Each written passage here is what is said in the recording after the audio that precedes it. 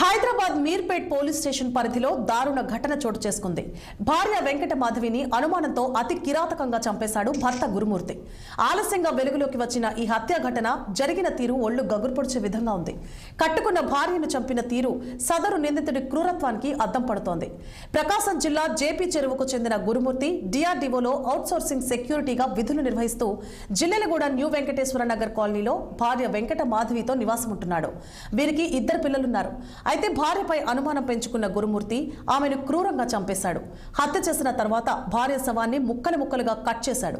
అనంతరం కుక్కర్లో ఉడకబెట్టాడు. ఉడకబెట్టిన ముక్కలను ఎండబెట్టి రోకలితో ముక్కలను చేసి పొడి చేశాడు. ఆ తర్వాత ఆ పొడిని చెరువులో పడేశాడు. హత్యకు సంబంధించిన ఆధారాలు పోలీసులకు దొరకకూడదన్న నెపంతో ఈ దారుణానికి పాల్పడినట్లు తెలుస్తోంది.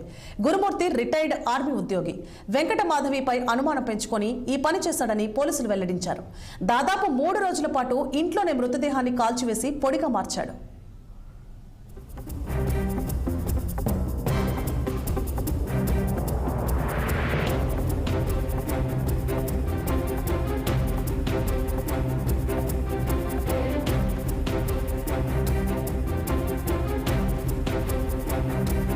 ఒకటి 2025 నాడు సుబ్బమ్మ భర్త పేరు వెంకటరమణ అనే మహిళ ఫిర్యాదురాలు పోలీస్ స్టేషన్కి వచ్చి ఫిర్యాదు ఇవ్వడం జరిగింది.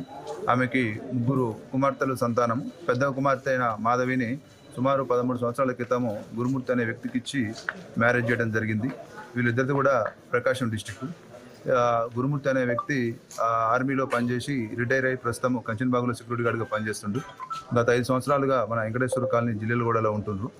ఉన్న తర్వాత ఫిర్యాదు ఇచ్చిన సుబ్బమ్మ దాంట్లో ఇచ్చిన కంప్లైంట్ ఏందనగా 16వ తారీఖు ఈ నెల జనవరి 16వ తారీఖు తన కుమార్తె మాధవికి అల్లుడికి గురుమూర్తికి ఇద్దరికి చిన్నపాటి గొడవ జరిగిందని, ఆ గొడవ జరిగితే మధ్యాహ్నం 12 o'clock ఆ సమయంలో ఈ మాధవి ఇంటి నుంచి వెళ్ళిపోయిందని చెప్పి ఫిర్యాదు ఇవ్వగా ఆమె ఫిర్యాదు మేరకు కేసు నమోదు చేయడం జరిగింది. అటు కేసు నెంబరు 81/2025.